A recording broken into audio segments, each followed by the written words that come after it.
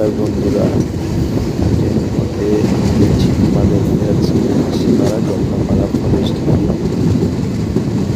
ট্রেনের এখন ধীরগতিতে চলছে। জঙ্গলের মধ্যে দিয়ে দুপাশে গাছগুলি শান্তভাবে দাঁড়িয়ে আছে। শীতটা স্বাচ্ছন্দ্যহীন কুয়াশার দূরে কিছুই দেখা যাচ্ছে না। গাছগুলিও এখন শীতকাল করে স্পষ্ট দেখা যাচ্ছে। পশুপাখিদের জন্য রেস্ট্রিকশন দেওয়া, গতি কম, 30 কিলোমিটারের মধ্যে জঙ্গলের মধ্যে দিয়ে যাওয়া আসার করে দিয়েছে। পশুপাখিদের রক্ষা করার জন্য মাঝে মধ্যে হাতিয়ে চলে আসে। আর এই সামনে আসছে তোরসা ব্রিজ, ভুটান থেকে